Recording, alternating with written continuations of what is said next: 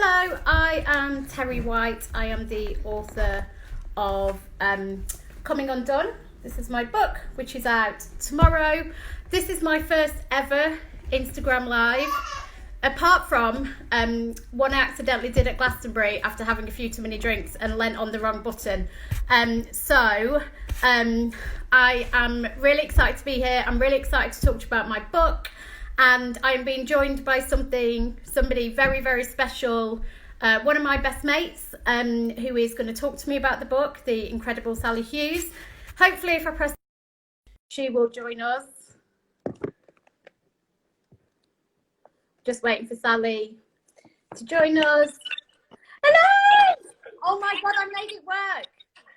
You did make it work. Well done. It's a bloody miracle. Have you been shitting yourself about that part? Oh my God. Well, so the baby was screaming. My M&S mini cocktail delivery cancelled. I haven't had time to put any knickers on. And I then realised just before we went live that I didn't know where the live button was. Okay. Well, shall I take over then? Please do. Please do. Welcome to anybody watching. Thank you for joining us. I'm so chuffed that you have. So I'm going to do a little bit of an intro by way of context, I think. So Terri White, who you are looking at right now, is editor-in-chief of Empire magazine, having previously edited some of the most read titles in the UK and the US, including Shortlist, Time Out New York, where she was named a Shortlist Men's Magazine Editor of the Year, one of many awards not even mentioned in the biog. I don't know why they're not in there because I was there when you won them. She's also written for The Guardian, Grazia, The Sunday Times, and many other titles. I'm proud to say she's also a really old friend of mine who has written the most extraordinarily frank, courageous, funny, and moving memoir, Coming Undone, which we'll be talking about today. But before we go on, I just want to say that Coming Undone, and consequently this conversation, will cover explicit and sensitive topics around mental health, abuse, violence, addiction, and so on. And so please do consider this before you proceed if you're feeling vulnerable at the moment. Hello. Hi. You are everywhere. This book has been everywhere. You must be so chuffed. Yeah, it's kind of blown my mind actually, because you know when you write a book, you think, oh God, what if nobody even wants to read it really, or what if nobody thinks it's significant enough or important enough to even review or talk about. So that was kind of my fear, is that nobody would be that bothered about it. But everybody's been so generous and so lovely and so kind so far. So it's been a real thrill, I have to say. But like, it's been everywhere, and for any book that's fabulous, right? But when you're writing in the first person, your assumption or your suspicion that everybody might not be interested and nobody would care, it's kind of safe in a way, but especially when you're writing in such explicit terms, because this is your life. Like, at times I sort of winced, albeit with admiration, at how naked the story is. And so I'm interested in the fact that you're an editor first, writer second, in terms of how your life and time is made up. So how did that duality play out in terms of pushing yourself to say more, holding yourself back, or did you just have to do it instinctively?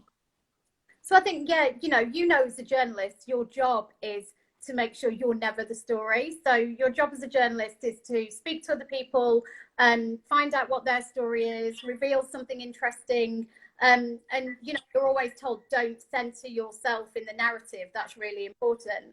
And then when you're writing first person, you have to flip all of that on its head. But I think when I started writing this, and you know better than anyone that it's been quite a long time coming, and I've written it and it's taken different forms. I think when I realized I was going to be writing about what happened in New York and all of the things around mental health and around self-harm and around substance abuse, and then when I kind of worked out how much of my childhood was going to have to be in there, I was really clear in my head that I had to push myself to be as honest as possible.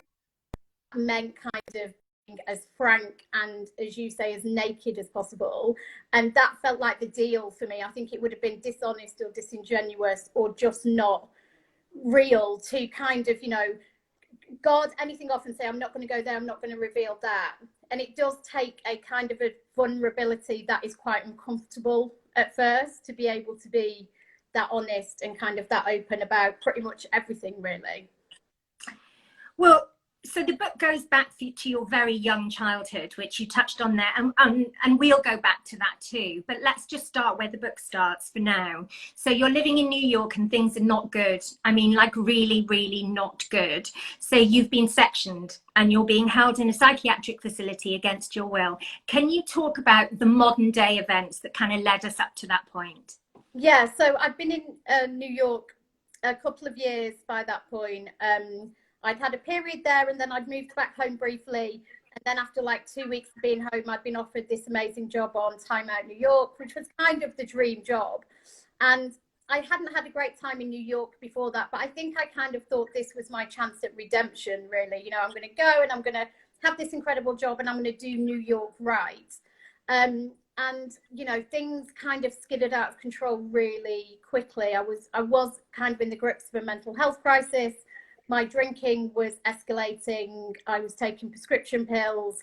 And kind of, I think in a way, New York was the worst place to be when that was happening, because the kind of heat, the city has a certain madness and a certain intensity and a certain kind of volatility, I suppose, that really didn't marry well with my my insecurities and my illness and my kind of predilections. All of those things that were I was struggling with kind of just got amplified and exacerbated by New York itself. I mean, there's something, it's interesting, isn't it, that you now edit a film magazine, because you and I are both obsessed with films, and there's something very cinematic about New York. You feel that you're in a film. And also, I don't think we can stress enough just how culturally significant that thing was in the 2000s of, you know, single girl living her best life in the Big Apple. It became this kind of, it became this goal, didn't it, thanks to popular culture, that you know, the ultimate dream was to live in New York. What allure did it initially hold for you, and at which point did it show itself to be a myth, a mirage? Well, you're completely right. I mean, I would say it's the most cinematic city on earth, and that's because we were raised on pop culture, whether it be movies, records, books, you know, all of that mythology around New York. In terms of I think the visual cinematic quality of New York is astonishing. When you walk down the street in New York, when you come across the Brooklyn Bridge, you know, you feel like you're in a movie. And then just kind of, you know, all of that mythology that has been perpetuated by popular culture, which is that sense of all of that stuff around, if you can make it here, you can make it anywhere. It's the ultimate test of you as a person. You know, I grew up watching Friends and Sex and the City and the films of Woody Allen, and you kind of have this sense of New York, I thought, was going to make me the person I was always meant to be. That was my fundamental belief, and it became clear to me very, very, very quickly that that wasn't the case. And I think in many ways I was probably quite naive, because I don't think a city can ever truly give you that.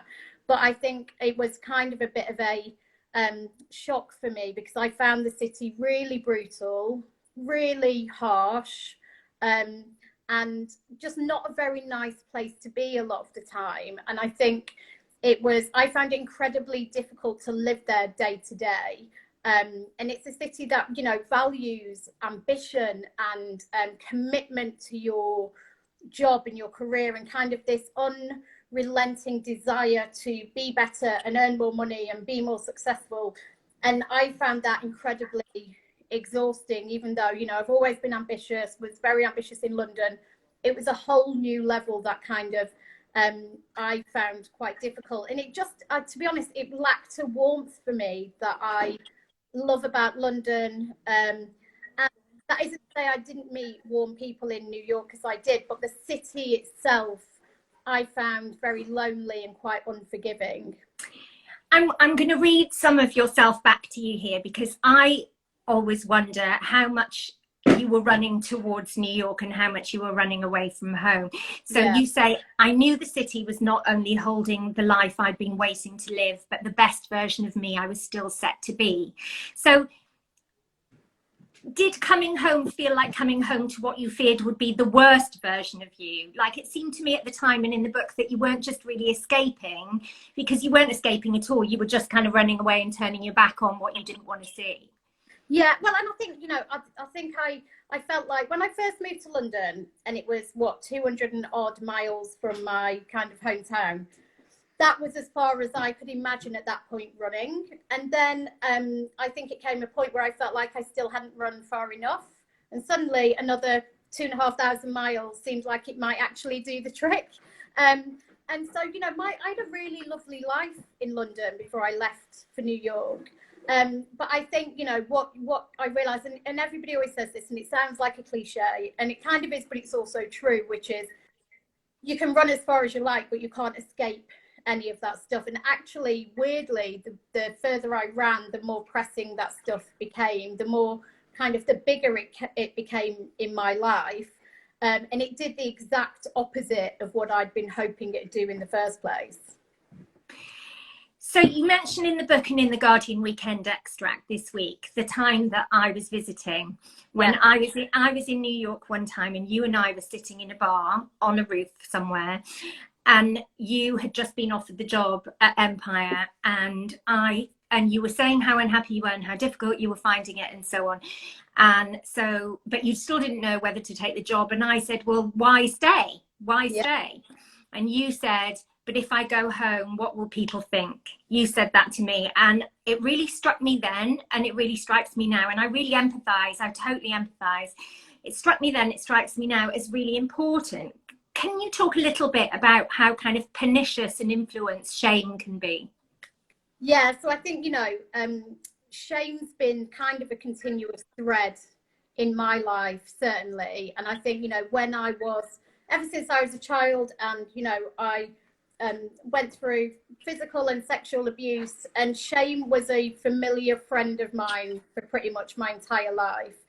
And, you know, once you carry that shame, you know, I always felt kind of stained by that. And that's kind of a lot of why I kept so much stuff secret for such a long time. You know, a lot of my friends, a lot of even my closest friends didn't know about most of the stuff that I'd been through. And then when it came to leaving New York, which feels like quite a different thing, but actually, you know, I was really concerned with, you know, I didn't want anyone to find out I'd been ill. And very few people knew I'd been in the hospital, because I didn't want to admit to anybody that I was struggling, or I didn't want to be seen as weak by anybody. I didn't want anyone to change their view of who they thought I was. And so when I was making this massive decision about the rest of my life, which was, do I stay in New York where I was desperately unhappy, or do I come home and try to live what I thought could be actually a really happy life? Then, yeah, I was really concerned about what people would think, what people would say, who rejects an amazing job in New York. It was an incredible job.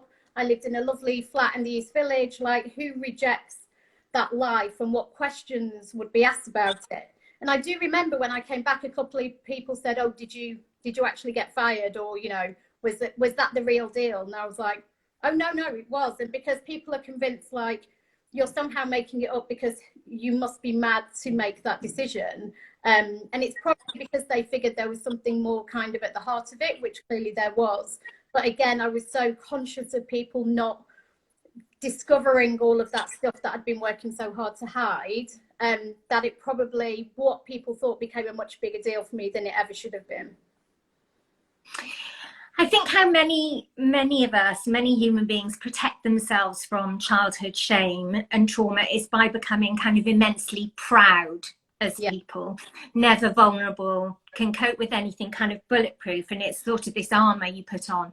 There's a bit in the book where you point out that the experiences of your fellow patients in the psychiatric wing are so much worse than yours. Like, you're ashamed of how insignificant your huge problems are, and it's not even a matter of opinion that they're huge problems. And you asked to leave the psychiatric hospital because you have an important work meeting, and you just can't really understand why they won't let you go to your meeting. You're an extremely high functioning person. I think it's fair to say you surely would agree with that. So what role has work played in your journey in managing the trauma? Well, I think, you know, I was from being a little girl, I worked out that there was an escape and there was an opportunity for me that lay first in education and then in work. So I was the first person in my family to go to university, and I was very obsessed with going to university and getting an education because I figured that would be my way out, really. And then that transferred into work, but it was kind of somewhere I hid, because you get to recreate yourself, right? So you suddenly stop being this girl from this village. You become this girl who has this great job, who has this job on a magazine that people read. She has this business card. I remember the first business card I got, and I was like, oh my God, now I actually am somebody, and I have an identity because I've got a fucking piece of paper with like a name and a job title on it and a brand on it. And for me, it was a way to define myself, a way to find meaning, I suppose. But I think I thought, if I could be successful, if I could become something and have something to show for it, then I would in some way be valued. You know, part of growing up in the way that I did is I was told that by one particular person, you'll never be anything, you're nothing, you're nobody, you'll never be anything. And that gave me a thirst to not only prove them wrong, but I suppose prove it to myself as well. But ultimately, work then became a hiding place, because I channeled all of my energies, all of my kind of will into crafting a certain career, getting a better job, getting a better job, getting a better job, each time thinking that the next job would be the one that would make me feel okay and make me feel complete. You know, I didn't have much of a personal life for a long time. I didn't have a relationship for the best part of a decade. And that's because I kind of, you know, committed to work at the exclusion of pretty much everything else, because work for me in many regards felt safe. Whereas getting into a relationship, thinking about having a child or my own family, those things didn't feel safe for me at all. So you started out in journalism in the same place that I did. So there was a small handful of women who worked on men's mags. So you worked on Later and I worked on Loaded, and they were the same company, and you were in an office in the Tower and we were in an annex across the road, and it was a really, really obviously completely male dominated atmosphere. Do you think that that shaped you? Because actually your experiences with men had been poor. They had been really, really dire and traumatic. And now you had put yourself in an all male environment. Did that affect you in any way, either positively or negatively? I think, you know, interesting, because I've never really thought about that, but you're right. I chose to work in a predominantly male environment. And part of me thinks I chose that because as a woman, I thought I might be able to stand out a little bit more, and I might be able to be noticed maybe. And then I think there's probably something interesting in, although my romantic relationships with men have been, you know, by and large a disaster, seeking validation from men in some way, shape or form is probably definitely driven some parts of my career. Because even though, you know, I've had difficult relationships in my personal life with men, I've had fantastic professional relationships with men, actually. And some of my best mentors, my biggest mentor, Phil Hilton, who was actually my first editor on Later, he's become a friend of 2 decades. But I've actually never thought about that. That's a really interesting question, because it never occurred to me to kind of make any link. But it is interesting because I have always kind of probably sought out that validation from men in the professional sphere. So, I mean, the book is extremely frank and explicit, as it should be, about the men in your formative years and the kind of toxic men in your formative years. What does that do to a little girl to have men who are mean and unkind and hate women and people and children and most things? What does that do? How does that shape a little girl? I think, you know, it's really hard when you grow up in an environment where you're simultaneously kind of used and abused by men. You know, it definitely I remember just being furious actually a lot of the time. I remember the guy who kind of the one who said I'd be nothing and nobody. I remember I could often feel how much he didn't like me as a girl. I was very conscious that it was directed at me because I was a girl. We had this rule in the house that the men in the house had to be served their tea first before the girls, and the girls could never have their tea first before the boys. And it's such a stupid small thing, but I can remember it used to infuriate me because the constant messaging was, you are inferior, you are inferior. And I remember it kind of made me feel very strongly about, I mean, I think it's really the beginnings of my feminism kind of grew out of there, but I can remember it was really hard not to take that stuff on board and to internalize it, because when a succession of men treat you badly or abuse you or verbally abuse you or physically abuse you, whatever it is, and that is targeted at you in many respects because you are a girl, it's really difficult, I think, to develop a solid sense of who you are and a solid sense of self. And I think a lot of women and a lot of young girls feel broken by those men. They feel like they've been shattered by those men. I've dedicated the book, as well as to my nana, to all the girls who fear they're forever lost. And that's because that's how I felt for a long time. I felt like I'd been discarded and I'd been broken to the extent that I wouldn't ever be okay, and that I'd be entirely defined by those men and those experiences for the rest of my life. And that's not true. I know now at 41 that that absolutely isn't true, but I also know that there are tons and tons of girls right now who are experiencing that, who are believing it, who feel like they're nothing, who feel like it's their fault, who feel like their life might always be this way, and are told that that's all they deserve.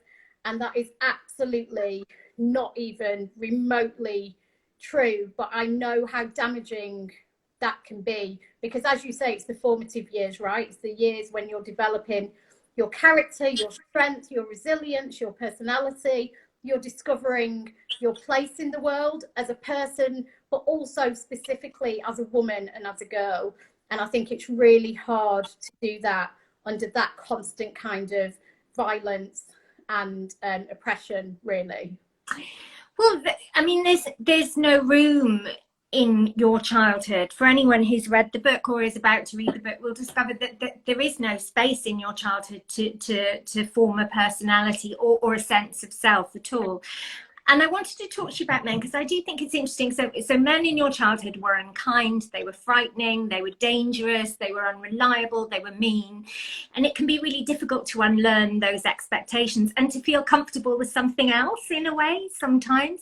Yeah. This story, what I love, one of the many things I love about this story is it's so not about finding a good man. That is not your happy ending. But it is, I think, about becoming a person who allows herself a good man. And yeah. you now are with a good man. Yeah. Like, I mean, you are now with a man where all your friends are like, oh my God, thank God, he's like a normal good man. So, Quite I mean, he's a very good man. So what changed for you? What gave you permission to want and rely on that?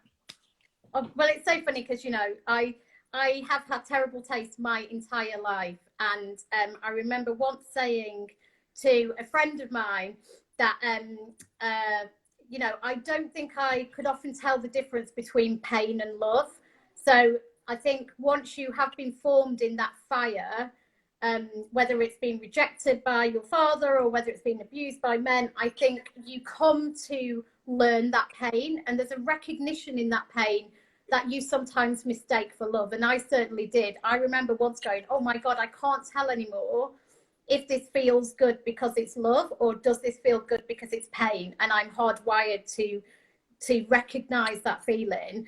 And I made some bad choices, and those bad choices were essentially a manifestation of my trauma, of my mental health issues. And, you know, that's probably why I didn't have a relationship for so long, because as you say, I didn't trust myself, quite honestly. And I knew that I was making bad decisions. I knew that I wasn't really in the place for a relationship. And so I kind of made a conscious decision to not do it until I felt like I was in a much better place. What actually happened before I met my now, as you say, very nice boyfriend is I did a lot of work on myself when I came back from New York in terms of, I stopped taking prescription pills. I stopped drinking until I blacked out. I really worked hard to reconcile the little girl I was with the woman I was now, because I'd spent decades going, that girl has nothing to do with me. That life has nothing to do with me. I'm just going to bury it. I'm just going to bury it. And it was only kind of when I actually started to go, well, that was me. That did happen to me. And I have to accept it. I have to let it sit alongside me. That doesn't mean getting over it. That means you can live with it day in, day out. And once I felt able to live with it day in, day out, and I stopped some of my more self-destructive behaviours, then I finally, I think, was in a place where I could actually have a relationship. So if there is a kind of a happy ending, which I don't think there is, because I don't think life works like that, trauma doesn't work like that, mental health doesn't work like that. But if there is, it actually came when I was single and on my own. And I remember one day waking up, going to get a shower. I was working at Empire, as I do now, living in a flat on my own that I really liked. And I remember going for a shower one morning and just thinking, what is this I feel? I feel something. And then I was like, I feel content. I was always hunting for these kind of highs of happiness, these moments of joy. And I just realized I felt quite content with my life. And I thought, this is a really nice feeling. I can't remember feeling content ever before in my life. And that kind of, I think, formed the basis for being able to have a life now, which is much more fulfilling and which is much more, I have a personal life. I have a family of my own. I have these things that I honestly never, ever in my wildest dreams thought I would ever have. And so a strange thing happened, because you decided to write this book a fair while ago. You got yourself an agent, and then, so one night, it's your 40th birthday party, and I was DJing at your 40th birthday, and I noticed from behind the DJ decks that you had a soft drink, or you had a glass of champagne that you hadn't drunk any of, and I'd been watching you for about half an hour. And I said to my husband, I think Terri might be up the duff. and then the next thing I know, you say you are. So that wasn't part of the narrative. That wasn't part of the trajectory, which is interesting, I think, because you've just said, you were doing the work on yourself. Events didn't make it better. No. But nonetheless, here's a baby. So what I think, if you've had a traumatic childhood, becoming a parent is simultaneously the scariest thing in the world and the most freeing thing in the world, because you get to start your own family from scratch in a way. So tell me how that felt when you saw the blue line. So it felt like, I'll be completely honest, it felt at once like my life as I knew it was over, and like the best thing that had ever happened to me. And it was this weird crashing of these two emotions, because I remember around my 40th birthday, before I knew I was pregnant, I remember I was in a film screening, and I went to the loo in the middle of the film, and I remember stood in the toilet, and I remember thinking, oh God, I'm so happy about, where my life is. I'm really excited for the next year. Me and my boyfriend had just moved into a flat. Work was going really well. The book was had been the deal had been done, and we were working on I'd just finished it actually, and I was like talking about what we were going to do when it was released and publication dates, and I was like, oh, this is all really great. Everything's kind of shaping up. And so when I found out I was pregnant, I was like, holy shit, because it was such a curveball. I've got endometriosis. It wasn't, planned. I didn't even know I could get pregnant. And so when I saw the lines, I was incredibly shocked. And I remember thinking, everything from this moment is going to be different. And I remember being afraid because I thought I've worked really hard to get this life that I really like, actually. And what if that now is destabilized?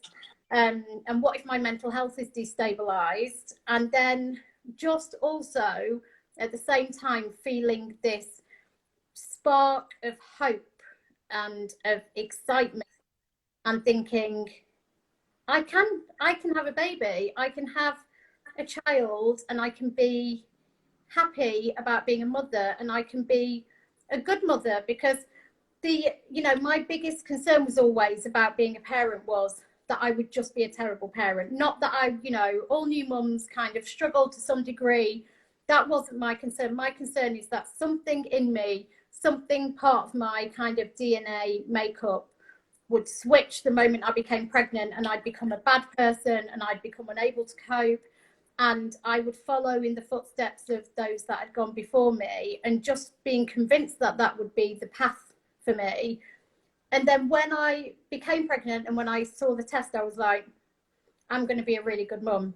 I just knew it. I was like, I'm going to be a really good mum, and this is going to be an amazing experience. And it was, pregnancy has so many of its own ups and downs, especially kind of, at 40 when you weren't necessarily planning on it.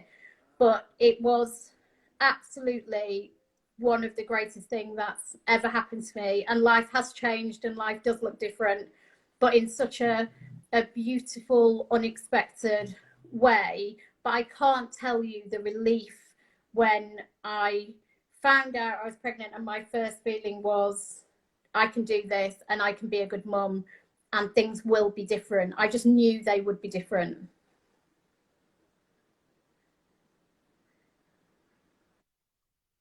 Oh.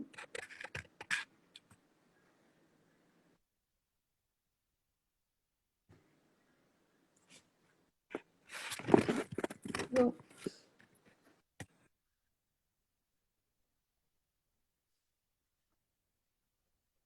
I had no doubt that you would be amazing, but it's the fact that you were able to believe it, and your niece made a massive difference to that process, right? You are so obsessed with her and so protective of her that she was almost like your stabilizers on your bike.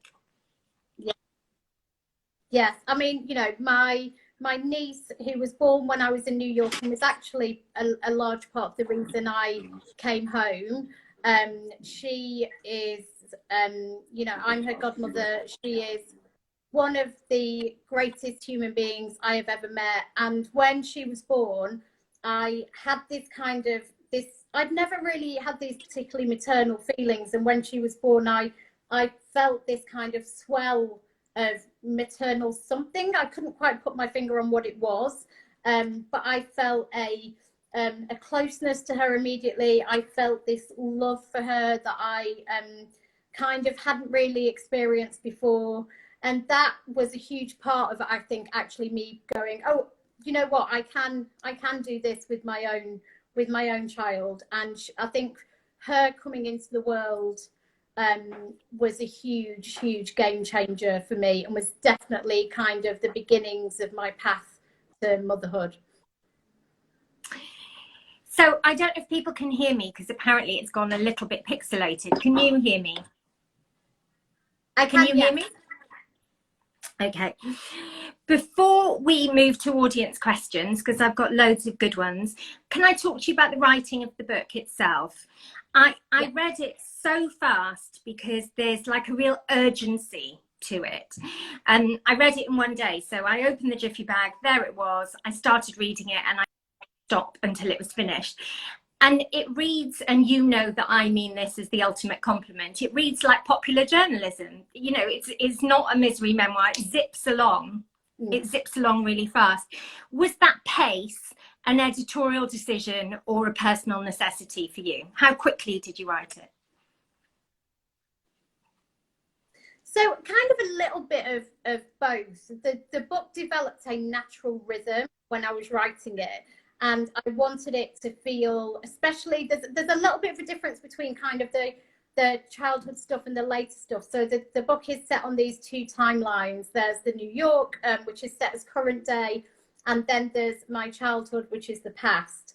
And they're both kind of, I tried to build this distinction between your inner life and your external life, because that's really where the big contrast was for me, was, you know, this life that I seemed to be living, but the struggles I had internally and tracing those back. But I wanted a certain rhythm and pace to it that took you quickly between things without dwelling too long on one thing. I didn't want it to be kind of a series of this happened and this happened.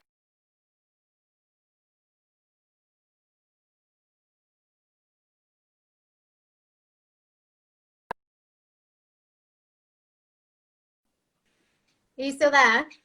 Yeah, yeah, yeah. You went. Somebody's trying to ring me. Who's trying to ring me during this? This is the bloody nightmare with these things. Something always goes wrong. I went wrong and then you went wrong, I think. But yeah, I wrote kind of parts of it very quickly. And then I kind of edited and went back and refined and refined and refined. But there were certain bits, like a lot of the childhood stuff I did find quite difficult to write. So I kind of dumped it on the page in one go, then went away, then went back and kind of tweaked and rewrote and edited and refined it as much as possible. But I wanted it to feel, as I say, deliberately paced, deliberately with a deliberate rhythm, and kind of have that momentum going through. It isn't the biggest book in the world, so it's 61,000 words, I think. There was one point where I'd read on the internet that books are meant to be 80,000 words, and I was like, oh shit, where am I going to get 20,000 extra words from? But the linear kind of, well, the structure of it was very clear to me, and that I wanted it to be a tight narrative, that I wanted it to be specifically about how I'd ended up in the hospital in New York and tracing that back to my childhood. And there were lots of events I didn't include. There were lots of stories from New York that I didn't include, because actually it wasn't relevant to the very specific story that I wanted to tell. And I did want to tell a very specific story. So it was kind of a mixture of both how the book fell out of me, but also then how I decided it should be told. You know, a quick read is a very underrated thing. You know, yeah, a short film, a quick read is really, really underrated. And I think, you know, I think the pace of it actually made it, because what it didn't do is that it didn't wallow. It kind of, you know, it zipped along, and while you were still catching your breath, you were on to the next thing, which is kind of how life is, right? Yeah. So before we move to audience questions, because there are some really good ones, just going back to the baby, huge congratulations, obviously. So like lovely and delicious. But tell me how, in the context of this book and the narrative of the book and your life, he landed in the jigsaw, and how has he changed the picture? Well, it's interesting, because I actually found out I was pregnant when I was editing the book. And I was actually weirdly looking at some notes on the chapter I did on pregnancy and having a baby. And I write about how in New York, you know, somebody told me like 80% of your eggs have died already during a meeting. And somebody else said, no, do you know there's like what those terrible stats about there being like 3 men to every 1 woman in New York. And having this picture painted for me in New York, where I was like, oh my God, I'm never having a baby, because chances are it's just never going to happen. And then when I found out I was pregnant, I was editing the bit about me saying I can't ever see myself having kids, that I don't want them, that I worried I'd turn evil if I did the moment I became pregnant, that I thought I'd be an irresponsible parent. And I was editing this while he was inside me. Now, I remember kind of hovering over the page thinking, do I let this stay, knowing that I'm having a child, knowing that, you know, all of this will not be the case when he comes out and when he grows up and all of that. And I decided to leave it, because Canongate, the publisher, were incredible. They didn't at any point say, you're having a baby, this would make the perfect happy ending to the book, you should just pop it in, as I think a lot of other publishers might have done. There was no pressure at any point to update the end of the book. I very strongly, to your point earlier, didn't want it to seem like I've had a baby now, everything's okay. So I really resisted there being this kind of 3-act redemptive resolution narrative where everything's okay at the end because I got myself a boyfriend and I got myself a baby. But it's fair to say, you know, that having Emlyn, my son, has been one of the biggest events of my life. Brought me more joy than I ever kind of imagined motherhood could. You know, it's incredibly difficult. I really, really, really, really miss sleep, like extraordinarily miss sleep. I would give anything to lie in till 11 o'clock in the morning. But he's kind of given me a different view on how I grew up. And I did wonder actually if I would have more understanding for my own parents becoming a parent myself, and whether it would allow me to have a little bit more sympathy with them. And honestly, it's kind of done the opposite, because I look at him and I know that I would do anything to protect him. I would do anything to look after him. And that kind of desire I have to ensure he's always safe, he's always okay, that he's as happy as I can ever kind of hope he can be, that is really strong in me. And in many respects, it makes me even more unwilling and reluctant to understand my own parents, which I know a lot of people say the opposite. A lot of people say it brings them sympathy, it brings them empathy, but I don't think that's the case at all. All it does for me is highlights kind of how kind of shit that entire situation was, and how I can't imagine that being the case for me. But I'm so thrilled that his story will not be the same as my story. He will have his own story, he will have his own life, but we will not be repeating that story. We will not be repeating that cycle. And I'm hoping that he can have every chance and every opportunity that any child deserves.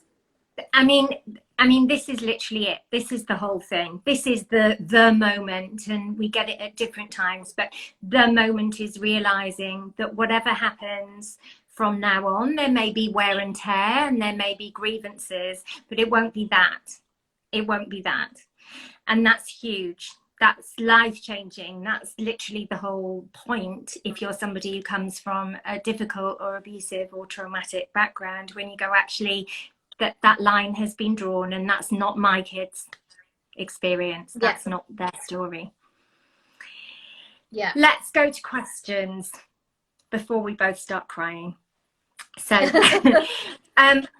what books have been significant at different stages of your life? That question's from Leonie Hughes, who's not my relative. Books, you know, much like films, books were hugely important to me as a kid. You know, it's a sense of escape, of, you know, when you disappear into a world that's so clearly not your own, it offers great release, I think, when you're in those situations. So I loved movies and I loved books for those very reasons. I can remember the first book that really significantly changed me was I was introduced to Toni Morrison when I was 17 by my first boyfriend's mum and dad. And I read everything Toni Morrison had written in one summer. I went on to do my dissertation on Toni Morrison. And her writing was so powerful and so singular. Her voice was so strong. And I just remember, like, that was the first time I truly marveled at the kind of craft of writing and the richness of that kind of storytelling. And you know, now my bookshelves creak whenever we live opposite the Waterstones in Hampstead, and my boyfriend goes mental because I come home again with another bag of Waterstones books, and he's like, for fuck's sake, we have literally run out of bookshelves. We cannot take any more books at the moment. But you know, Ted Hughes was really important to me growing up as a poet. I love poetry. Seamus Heaney and Ted Hughes were two of my favourite poets growing up.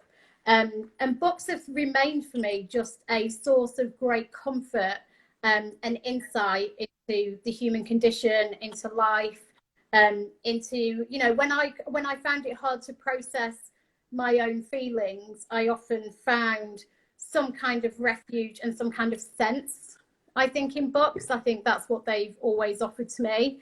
When I was writing the book, I deliberately stayed away from reading other memoirs, any kind of biographical stuff, because I didn't want to be influenced in any way by anyone else's kind of style or their execution.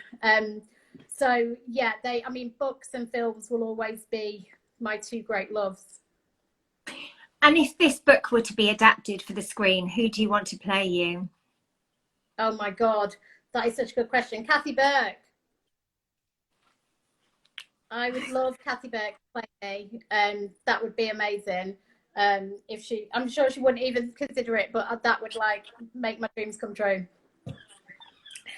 So Shana from Instagram says, what's it like sharing such personal things with the world? So we covered that a bit at the top. Just for anyone watching, after this, maybe 10 minutes after this, if you go onto the Waterstones main feed, this will come up as an Instagram TV. It takes 5 to 10 minutes. But just to remind, what was it like sharing something so personal and so deep and visceral with the world? Did you have one person in mind when you were writing? No, and actually my thing is, I cannot ever believe, when I'm writing, my thing is I write it only for myself. So I never allow myself to think about anybody reading it. And that's because if I did, I would be crippled with self-consciousness. And I think the deal you have with yourself when you reveal stuff really honestly is that you don't allow any of that self-consciousness to interrupt the dialogue between you and the page. And I think that's really vital. That's the contract you enter into. So I never allow myself to think about it. I didn't worry about what my family would think when they read it. I didn't worry about what my friends would think. I didn't worry about what the world would think. And then all of that comes later, because then when you've done the book, you're like, oh God, everyone's going to read it. And what if I've upset somebody, and what if that person judges me? And you know, all of those old feelings come back. And I remember the first time somebody looked at it was when I sent it to my agent and to my editor, Hannah at Canongate. And I remember just feeling like so like devastated in a way that somebody else was like had their hands on it and were reading it, because it was such a thing. The relationship had just been between me and the page for such a long time that having somebody else come in and read it was just felt incredibly difficult. And you know, I got the slight panic when I knew publication was coming, because you are putting stuff out into the world that you cannot take back. Once it's out there, it's out there, and people may have their own views on it. People may disagree with some of what you reveal. And the reality is that in the book, I'm very honest about my own failings, about some of the terrible stuff I've done, about the ways I've let people down, about the ways I've been destructive towards other people. And I thought that was really important, because the reality of mental health issues and with substance abuse issues is that it is really messy, and you are really messy as a person, and you hurt other people and you disappoint other people and you let people down. And I certainly did that. And you know, it was actually as hard writing about some of that stuff as it was writing about some of the stuff that was done to me. So there's a story in the book about ruining my friend Dave's book launch party in New York, and that's a story that still brings me almost to tears every time I think about it. And when I went to write it, it was one of the last things I wrote, because I was still so ashamed and angry with myself and upset about being a bad friend and about allowing my issues to ruin something that was significant in his life. So I think that stuff was actually as exposing and as difficult to put out into the world as the kind of more the stuff that was done to me that you would kind of typically expect in a book like this. It's shame again, isn't it? Because when you originally told me that story about Dave when I was in New York, that's the most I've ever seen you cry. When you told me that story about how you'd let him down and ruined his book launch. And of course, Dave's reaction when I spoke to Dave about it, his reaction, lovely, lovely David Whitehouse, who's a brilliant writer whose books you should read. David's reaction was to you, well, okay, it was horrible, but basically I don't want you to die and you need to check, you need to do something. And his reaction was to worry about you and want you to be better. Okay, so Angie K Loves wants to know, how hard is it to be an editor in a male dominated industry?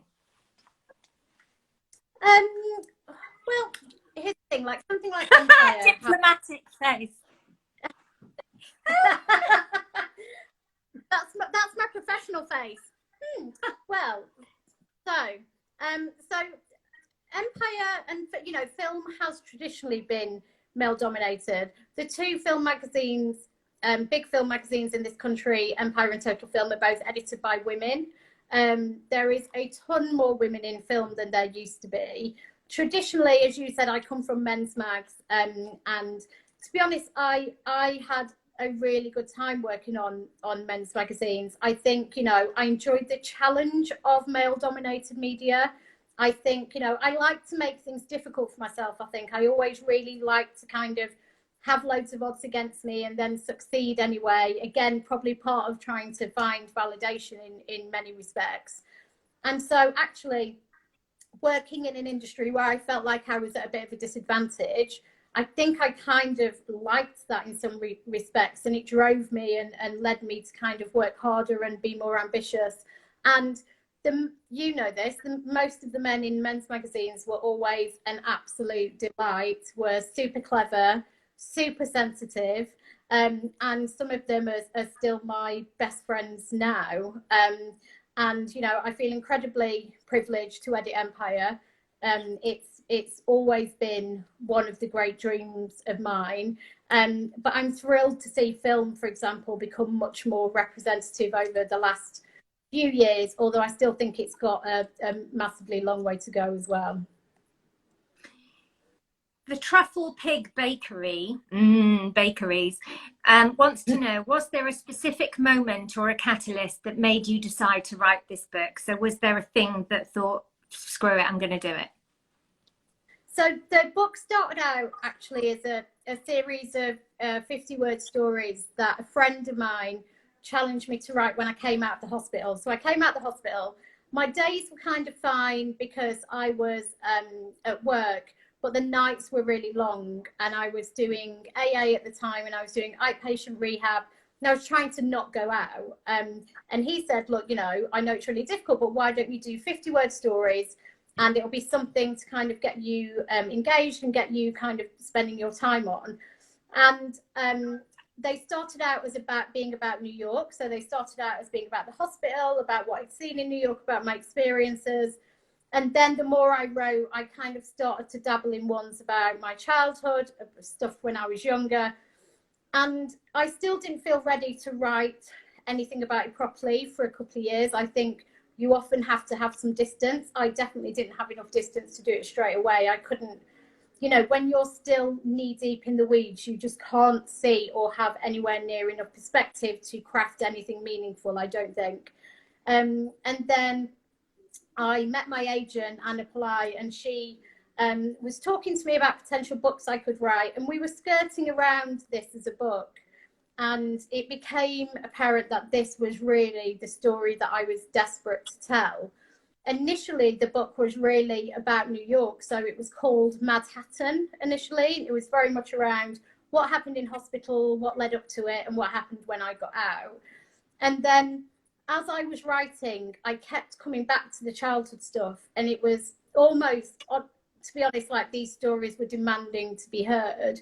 And it became clear to me that to have any chance of understanding what had happened when I was in New York and how I'd ended up in the hospital, I'd have to kind of trace it back, because it all started in my childhood. And so the book kind of evolved under its own steam, really. And then these two timelines and these two kind of different time periods became very apparent, that it was going to be kind of half set in my childhood and half set in New York. So it really kind of evolved, I'd say, over about 4 to 5 years.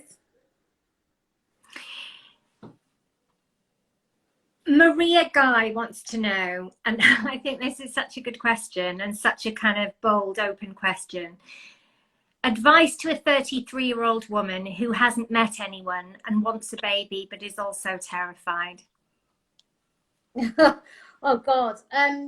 Do you know what? There was a period in my in around 33 actually, when I was in New York, and I was thinking maybe I should have a child, maybe this is something I could do. And I thought at that point, if there comes a day when I really, really want a baby and I haven't met somebody, then I decided I would do it under my own steam. Now, that never happened because those kind of feelings I had about maybe wanting a child didn't last very long. And then, you know, I kind of reconciled myself with not having a child. What I would say is I understand that fear. I have been very familiar with that fear about having a baby, but do not let it make your decisions for you, because I think about, you know, the hours I spent agonizing about whether I could be a good mother, about whether having a child was the right thing to do. What if I was a terrible parent and they had a life that they'd be writing about in 30 years time, and things they would never forgive me for. And now he's here, it just seems crazy to me that I spent all of that time tormenting my.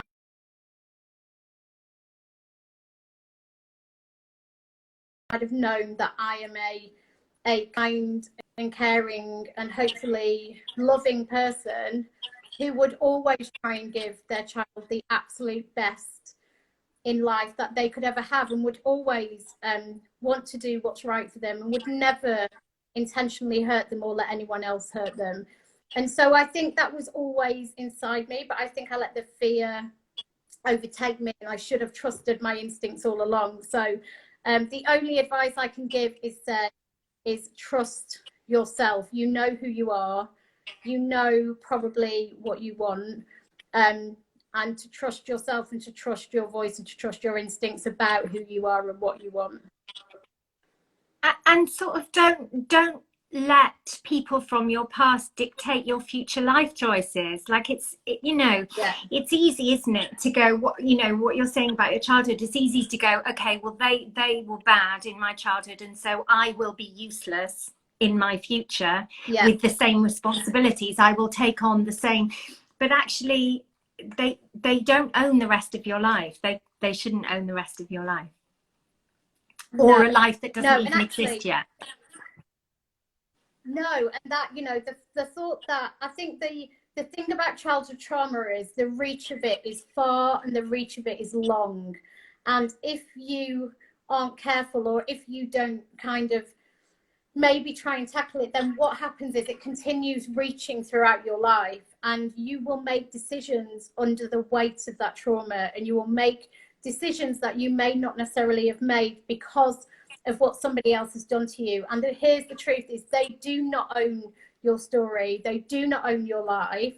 I remember thinking for a long time that they owned me in some way, that they'd almost claimed me and had some ownership over my life and its outcomes. And I regret ever feeling like that, because the power is in taking the decisions away from those people and making the decision that's absolutely right for you based on what you know of yourself, not what you've been told you are, or, you know, these fears that other people have put into you. Do not let them have that power. They do not deserve that power, and they do not get to keep having that impact on your life.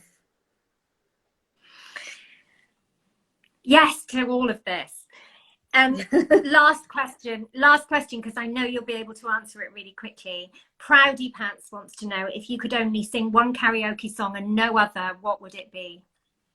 It would be It's All Coming Back to Me Now by Celine Dion.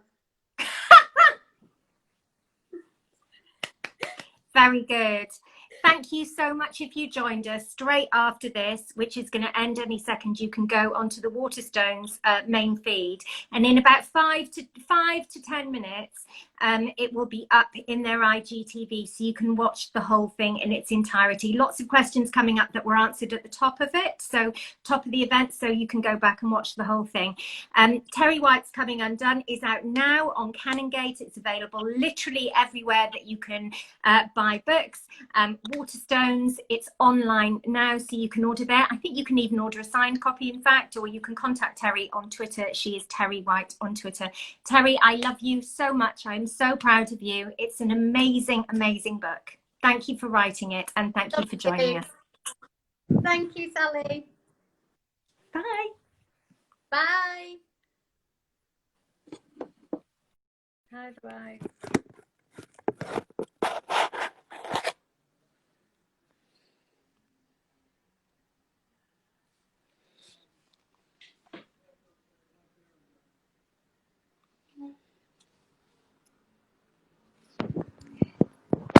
Does anybody know how I share this to Instagram TV?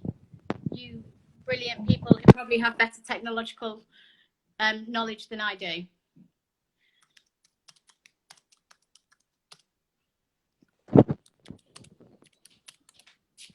Do you know how I share it? It's still live. How do I share it? Press the cross. Do I press the cross? Just press end. It says end. No, end and save.